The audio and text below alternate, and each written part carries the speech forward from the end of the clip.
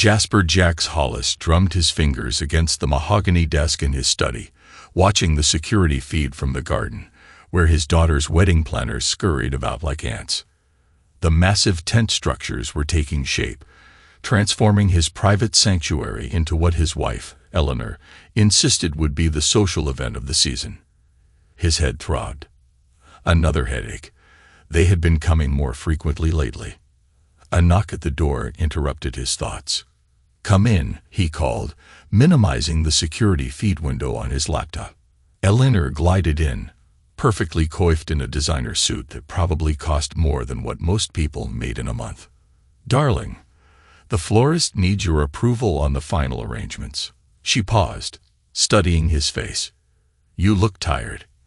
"I'm fine," Jax replied, standing. At 52, he still cut an imposing figure, tall, broad-shouldered, with sharp features that had only grown more distinguished with age. "Just work stress. The merger with Singapore is taking longer than expected. You should let Preston handle more of it," Eleanor suggested, reaching out to straighten his tie. "He's been asking to take on more responsibility." Jax caught her wrist, gentle but firm. "I prefer to keep my eyes on things myself." He released her, noting how quickly she withdrew her hand. "Where's Prey, anyway? I haven't seen him all morning." "Oh, he's been helping Jenna with some last-minute details. He's such a dear friend to this family." "Indeed."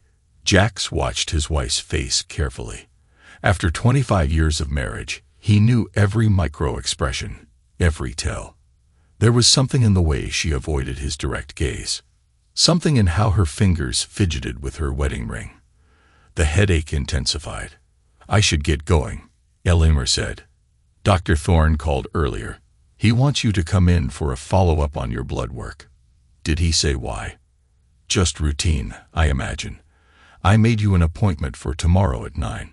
Jax nodded, already reaching for his phone to make a note. "Tell the florist whatever they proposed is fine. I trust your judgment." Eleanor smiled, but there was something mechanical about it. "You always have." She turned to leave, her heels clicking against the floor. "Eleanor." Jax called after her. She paused at the door. "Yes? Is everything all right?" A beat of silence. "Of course, darling. Why wouldn't it be?" The door closed behind her, and Jax immediately pulled up the security feed again. He switched to the camera covering the East Wing corridor, watching as Eleanor walked away. She pulled out her phone, typing rapidly. Within minutes, Preston Prey Cole emerged from the direction of Jenna's wing, intercepting Eleanor in what they probably thought was a blind spot. Jax leaned forward, increasing the volume. "Getting suspicious," Eleanor was saying, her voice barely above a whisper. "He's always suspicious," Prey replied. "It's what makes him successful. But he trusts us. That's his weakness." They moved closer together, Prey's hand brushing Eleanor's arm in a gesture that could appear innocent to a casual observer. But Jax wasn't a casual observer. He was a predator who'd built an empire by recognizing patterns others missed. The feed cut out suddenly, a technical glitch or deliberate interference. He couldn't be sure. Jax sat back, his jaw tight. The headache was now a steady drumbeat behind his eyes. His phone buzzed, a text from his daughter. "Daddy, can we talk about the prenup thing? Mom says you're being unreasonable." Before he could reply, another wave of nausea hit him. He'd been feeling progressively worse over the past few months, but had attributed it to the stress of the merger and Jenna's wedding preparations. Now, watching the pieces move on the board, a different possibility began to take shape. The intercom buzzed. "Mr. Hollis, Dr. Thorne is online. He says it's urgent." Jax picked up the phone. "Eris, what's wrong?" "Jax, I've been reviewing your latest blood work." The doctor's normally calm voice held an edge of concern. "There are some irregularities I'd like to discuss in person. How soon can you come in?" "I have an appointment tomorrow at 9. "Good. And Jax, have you made any changes to your diet or medication recently?" "No." "Why?" A pause. "Let's discuss it tomorrow. In the meantime, pay attention to what you eat and drink, and maybe keep a log of any symptoms you experience. Jax's gaze drifted to the half-empty coffee cup on his desk, the one Eleanor had brought him earlier. "I will. Thank you, Eris." He hung up and opened his laptop again, pulling up the specs for a comprehensive home security upgrade. If his suspicions were correct, he'd need eyes and ears everywhere. The order would be rushed, installed tonight under the cover of wedding preparations. A message popped up from Prey. "Drinks later. Need to discuss the Morrison account." Jax typed back, "Can't today. Feeling under the weather." The response came quickly. "That's not like you. Everything okay? Just tired." Jax closed the laptop and stood, walking to the window. Below, wedding planners continued their frantic preparations. Eleanor was there now, directing workers with imperious gestures, while Prey looked on from the sidelines. As if sensing his gaze, Eleanor looked up toward his study window. Jax didn't move back from the glass. Let her see him watching. Let her wonder what he knew. His phone buzzed again. "Jenna, please call me, Daddy." "About the prenup?" He texted back. "No discussion needed. The prenup stands as is." Jenna had been different lately, more defiant, more entitled. Eleanor's influence, no doubt. He tried to raise his daughter to understand the value of hard work, but Eleanor had always undermined those lessons, encouraging Jenna's worst impulses.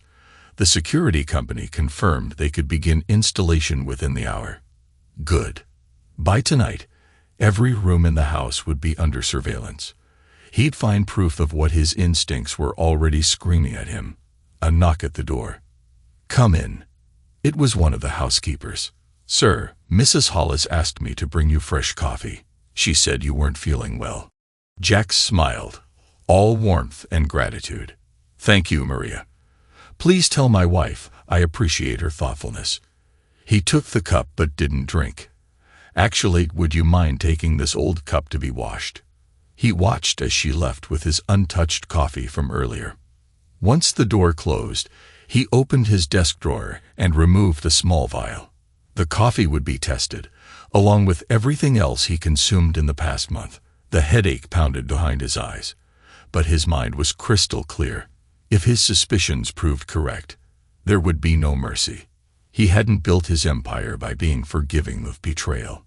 His phone lit up with another message, this time from Dr. Thorne. "Reviewed your previous labs. Pattern emerging. Urgent, we meet sooner. Can you come now?" Jax texted back his confirmation and stood, straightening his tie. Whatever game his wife and supposed best friend were playing, they'd soon learn why even his allies feared crossing him. He took one last look at the garden below. Eleanor was still there, now standing too close to Preston as they examined some floral arrangement. His daughter emerged from the house to join them, and Jax watched as the three of them formed a tight circle, heads bent together in conversation. The perfect picture of family and friendship. His lip curled in contempt. Let them plot. Let them think they had the upper hand. He'd wait, he'd watch, and when the time came, he'd strike with the ruthless efficiency that had made him both famous and feared in the business world. After all, a serpent is most dangerous when it appears to be sleeping. The sterile halls of St. Michael's Medical Center always reminded Jax of a chessboard. Everything in black and white, pieces moving according to predetermined patterns. Today, however, the patterns were revealing a deadly game. Dr. Eris Thorne spread several lab reports across his desk, his usually steady hands betraying a slight tremor. "Look at these markers, Jax. The elevated levels, the systematic deterioration. This isn't stress, it's poison." Jax's voice was calm, detached, as if discussing a business proposal rather than his own attempted harm. A sophisticated one, administered gradually, meant to mimic natural illness. Thorne ran a hand through his graying hair. "If I hadn't been tracking your blood work so closely, looking at the progression." He paused. "Someone wants you dead, but they want it to look natural." Jax leaned back in his chair, ignoring the now familiar nausea. "Can you identify the substance? I'm running more specific tests." But Jax, you need to go to the police. Not yet. His tone made it clear this wasn't up for discussion. I need you to keep this between us, Eris. Can you do that? Thorne hesitated. As your doctor and your friend. As my doctor, you're bound by confidentiality. As my friend, you understand that I need to handle this my way. The doctor sighed. At least let me prescribe something to counteract the symptoms while we identify the specific toxin. Jax nodded, already planning his next move. Send the prescription to a different pharmacy. Not our usual one. Back at his estate, Jax sat in his newly fortified study, watching multiple security feeds. The cameras had been installed 2 days ago, hidden in light fixtures, air vents, and decorative elements. Every room, every hallway, every corner of the grounds was now under surveillance. He clicked through different feeds until he found what he was looking for. Eleanor and Prey in the conservatory, thinking themselves alone. He's getting worse, Eleanor was saying, perched on the edge of a settee. Dr. Thorne called him in again today. Prey paced in front of her. That doctor's too observant. We need to be careful. He suspects something's wrong with Jax's health, but he can't prove anything. Eleanor's laugh was cold. Besides, who would suspect a loving wife and a devoted friend? And Jenna. She's convinced her father is trying to control her through the prenup. It was easy to turn her against him. Eleanor's smile was predatory. Poor dear thinks we're protecting her. Jax's fingers tightened on his armrest, but his face remained impassive. On screen, Prey moved closer to Eleanor, his hand sliding along her shoulder. How much longer? A few more weeks. The insurance policy is ironclad. As long as his death appears natural. Eleanor leaned into Prey's touch. Once he's gone, we'll have everything. His money, his company, his life, and each other, Prey added, pulling her closer. Jax switched to another feed, Jenna's sitting room. His daughter was on the phone, her voice animated. Mom says Daddy's just being controlling, trying to protect his precious money even after he's gone. A pause. I know, right? Like he's been acting so weird lately, all suspicious and paranoid. Mom says that's how he always gets when he feels like he's losing control. Another feed, the kitchen. The cook was preparing dinner, but Jax's attention was on Eleanor's personal assistant, who was carefully adding something to a container of coffee grounds. Jax opened his laptop and began typing. Within hours, copies of every incriminating video would be secured on multiple servers, but he wouldn't expose them. Not yet. First, he needed to understand the full scope of their betrayal. His phone buzzed. A text from Eleanor. Darling, you missed dinner again. Should I have something sent up? He typed back. No need. Just tea. Minutes later, there was a knock at his study door. It was Maria again, carrying a tea tray. Mrs. Hollis insists, sir. She's worried about you. Thank you, Maria. He waited until she left before taking the teacup to his private bathroom and emptying it into a specimen container. It would join the growing collection of samples being analyzed at a private lab. His phone buzzed again. Dr. Thorne. Lab results back. Confirmation of sustained arsenic exposure. Jax, we need to contact authorities. Jax deleted the message. The authorities would have their role to play, but not yet. First, he would watch his would-be murderers dig their own graves. Every conversation, every secret meeting, every poisoned cup of coffee, all of it documented, time-stamped, and archived. He pulled up the security feed again. Eleanor was in their bedroom now, speaking quietly on her phone. Everything's proceeding as planned, she was saying. The doctors are suspicious, but it doesn't matter. By the time anyone figures it out, it'll be too late. She laughed softly. Don't worry, darling. Soon, we'll never have to hide again. Jax's expression hardened. They thought him weak, thought they could destroy him slowly and inherit his empire. They didn't understand what he was capable of. He hadn't clawed his way up from nothing, hadn't built a technology empire through luck or kindness. He opened his safe and removed a thick folder. Documentation of every project, every deal, every secret Preston Pray Cole had been involved in over the years. His supposed friend had no idea how much dirt Jax had accumulated. Insurance, he'd always called it. Another video feed caught his attention. Jenna entering Pray's office in the East Wing. "Uncle Preston." Her voice was small, uncertain. "I'm not sure about this anymore. What if we're wrong about Dad?" Pray's response was smooth, practiced. "Your father's a controlling man, Jenna. He's always been this way. Why do you think your mother's been so unhappy? Why do you think he's forcing this prenup on you? He doesn't trust anyone, doesn't want anyone else to have power. But think about your future, your happiness. Your mother and I just want to protect you from his manipulation." Jax watched his daughter's resolve crumble under Pray's influence. His hand clenched into a fist, but his face remained eerily calm. They'd corrupted his own child, turned her against him with lies and manipulation.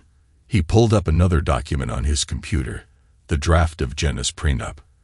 With a few keystrokes, he made it even more restrictive.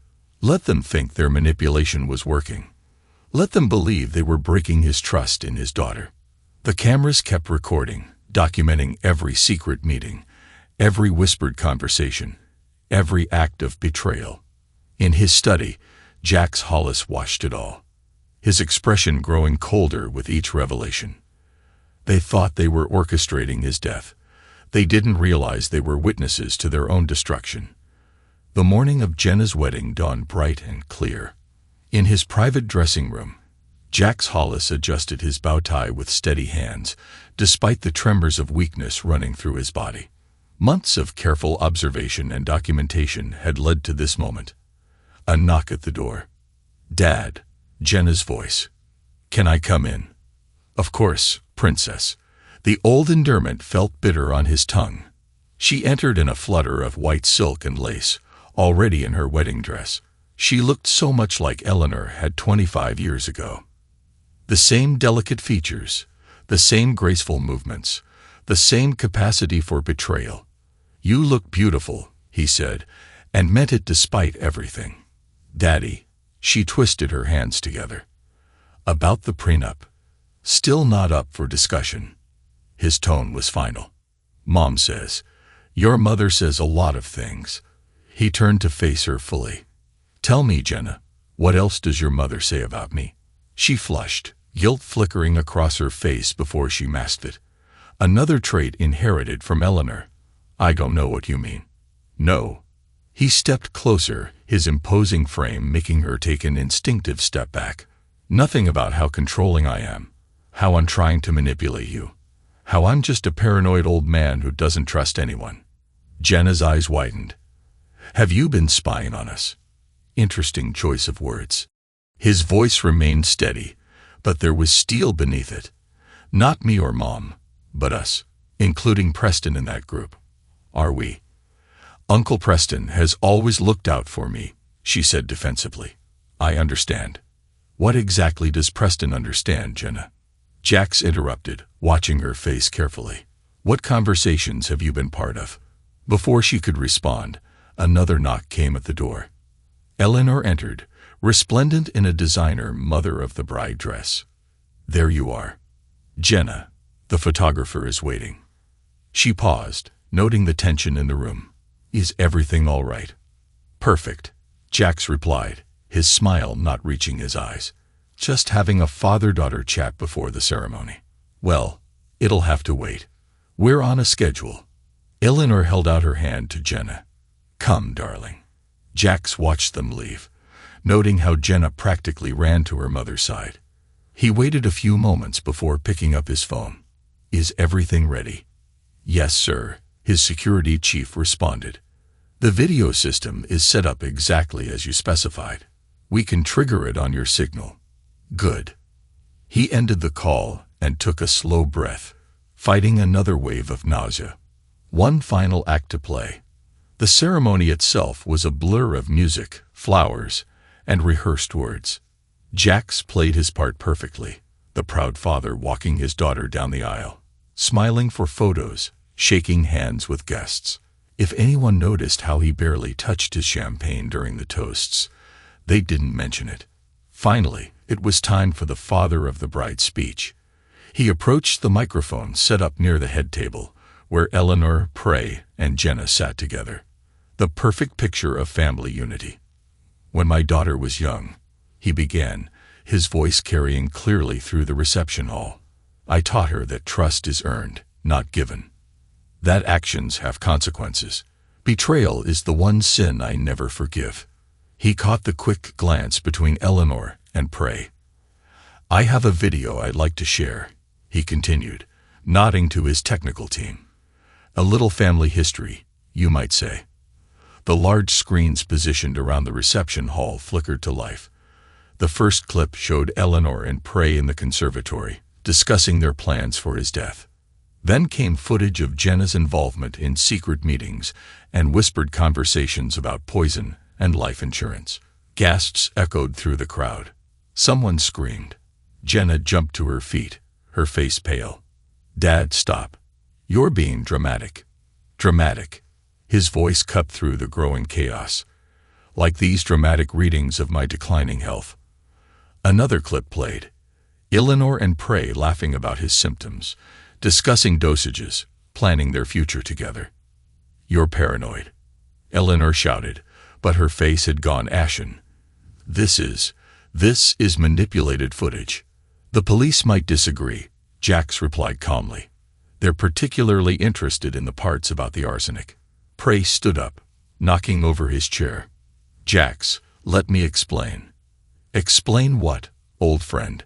"How you've been close to my wife, planning my murder, turning my daughter against me." His voice remained steady, but his eyes were cold.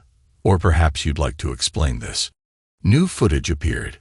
Prey instructing Eleanor's assistant on poison dosages, Jenna nodding along as they discussed the plan, Eleanor accessing his private safe where he kept his will. The room had gone completely silent, except for the damning evidence playing on the screens. Security guards appeared at the exits. In the distance, police sirens wailed. "I trusted you," Jax continued, his gaze sweeping over all three of them. "I gave you everything. And you thought you could destroy me." Jenna burst into tears. "Daddy, please. Don't call me that." He cut her off. "You lost that right when you chose to help them harm me." Eleanor tried to stand. "But you can't prove." "I can prove everything." He gestured to the screens, still playing their betrayal in high definition. "Every meeting, every conversation, every drop of poison. Did you really think I wouldn't notice? That I wouldn't fight back?" The police burst in, led by Detective Reyes.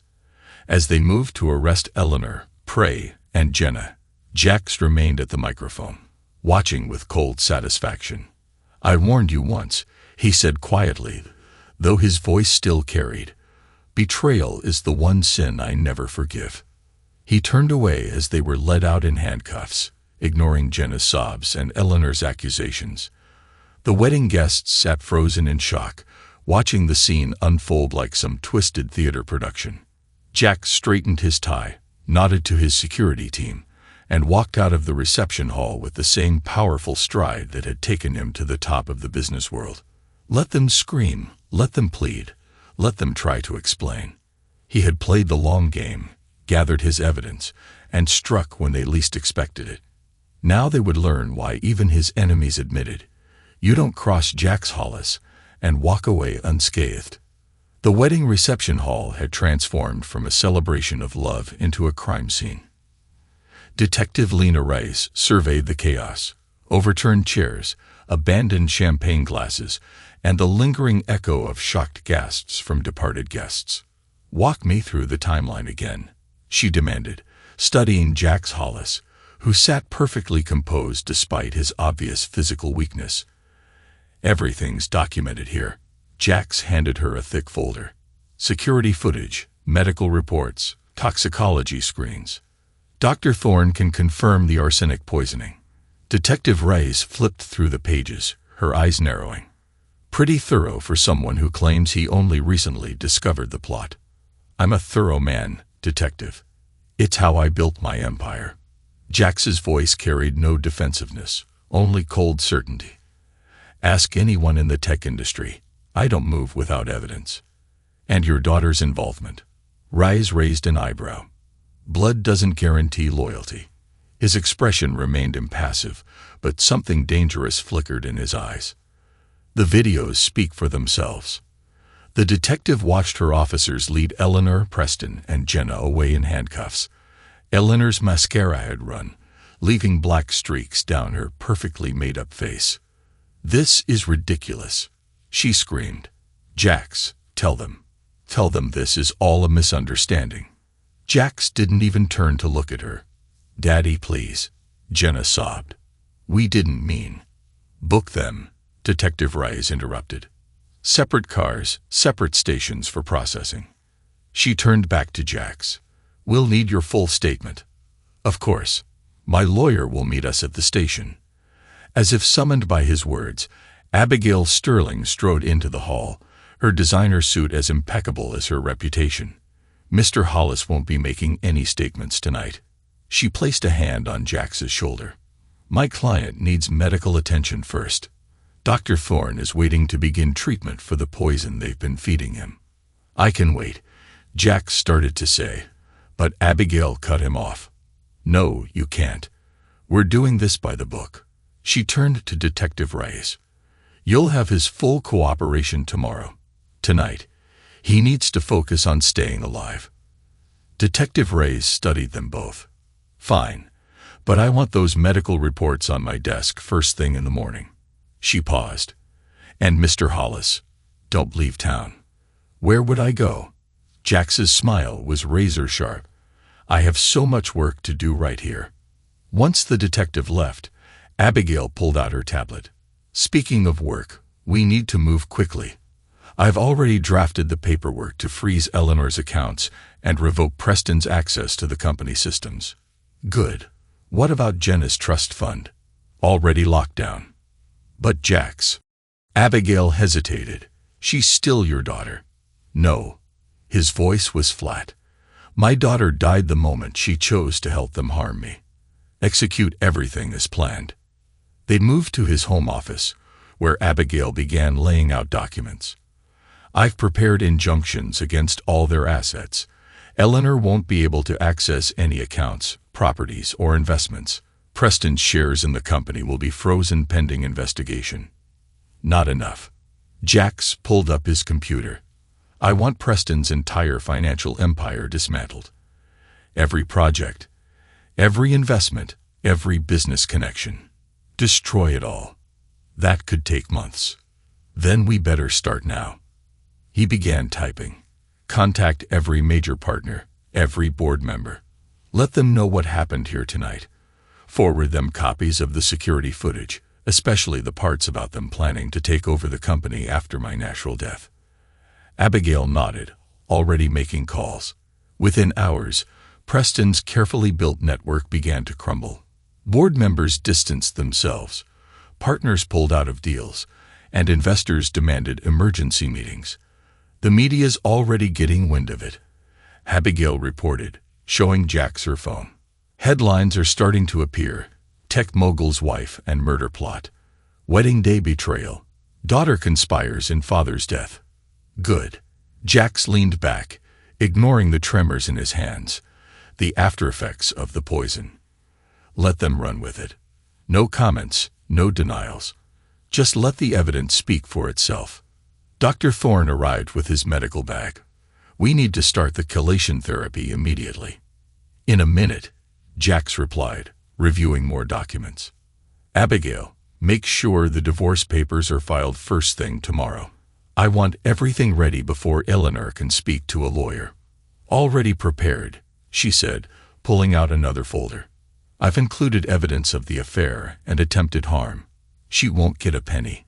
And Jenna's inheritance. As requested, everything goes to charity. Specifically, organizations helping victims of family abuse and betrayal." Abigail's voice softened slightly. "Are you sure about this?" Jax's expression could have been carved from stone. My daughter conspired to harm me for money. Let her inheritance help people who've suffered similar betrayals. Dr. Thorne began setting up the treatment. This will help flush the arsenic from your system, but you need rest. Later, Jax turned back to his computer. Preston has a deal closing in Singapore next week. Make sure it falls through. I want his investors to pull out publicly. Let everyone see the rats leaving the sinking ship. Jax, Abigail warned, we need to be careful. If we're too aggressive. No, Jax cut her off. They tried to harm me slowly, painfully, while pretending to love me, while my own daughter watched and helped. There's no such thing as too aggressive anymore. His phone buzzed, Detective Rice requesting another interview. He forwarded it to Abigail without comment. I'll handle it, she said. Focus on getting the poison out of your system. Let me worry about the legal side. But Jax was already pulling up more files, more evidence, more ammunition to use against those who had betrayed him. The tremors in his hands might slow him down, but nothing would stop him now. He had built his empire from nothing once before. Now he would rebuild it again. Stronger, more ruthless, purged of every trace of those who had tried to destroy him. Let them rot in jail cells while I dismantle everything they had ever loved. This was just the beginning. 2 weeks after the wedding, Jax sat in his office at Hollis Tech headquarters, watching multiple news feeds on his wall of screens. Each one told a different part of the same story. His story, carefully crafted and strategically leaked to create maximum impact. Eleanor Hollis denied bail in murder plot. Tech giant Preston Cole's empire crumbles amid scandal. Society princess turned conspirator. Genevieve Hollis fall from grace. His assistant entered with a tablet. Sir, Mrs. Hollis' lawyer is requesting a meeting. They're offering a deal. No deals, Jax replied without looking away from the screens. Forward everything to Abigail. And the press. Still requesting interviews. He paused. Let them speculate. The evidence speaks for itself. He pulled up surveillance footage from the women's detention center where Eleanor was being held. His wife, soon-to-be ex-wife, sat alone in a standard-issue jumpsuit. Her designer clothes and perfect makeup replaced by harsh fluorescent lighting and dark circles under her eyes. Another screen showed Preston in his holding cell, pacing like a caged animal. His once immaculate suit was rumpled, his charismatic smile replaced by desperate fear as he watched his business empire collapse in real time. A third feed displayed Jenna, separated from both her parents, her wedding dress exchanged for prison orange. She had been crying. She was always crying now. But no one came to comfort her. Jax's phone rang, a private number he recognized. Report. The board meeting is planned. His contact said, Coal Industries stock is in free fall. Major shareholders are jumping ship. Preston's kingdom is burning. Good. What about the overseas accounts? Frozen, as requested. His partners in Singapore are distancing themselves. The London office is shutting down. Dubai's pulling out of all joint ventures. Jax ended the call and pulled up another document. A press release draft from Coal Industries Board announcing Preston's immediate removal as CEO. He made a few edits, strengthening the language of condemnation, then sent it back to his contact. His assistant returned. Sir, Detective Rice is here. Send her in. The detective entered, looking less hostile than during their last meeting. Mr. Hollis, you've been busy. Just protecting my interests, detective. By systematically destroying your enemies. She sat without waiting for an invitation. The evidence against them is solid. Why not let the justice system handle it? The justice system will handle the criminal charges. Jax's voice was calm. Reasonable. I'm handling the rest. The rest being their complete financial and social destruction. Actions have consequences, he said simply. He turned one screen toward her, showing Eleanor's latest bail hearing. They tried to harm me slowly, painfully, while pretending to love me. Did you expect me to simply forgive and forget? No, Rise admitted. But then you understand each other. She folded her arms. I have something you might find interesting. Financial records showing this isn't the first time Preston and Eleanor have conspired together. Would you like to see their previous victims? Detective Reyes leafed through the thick file he handed her. Previous victims. Jax leaned back in his chair, his eyes cold. Strange how their spouses always seem to die from natural causes after changing their wills.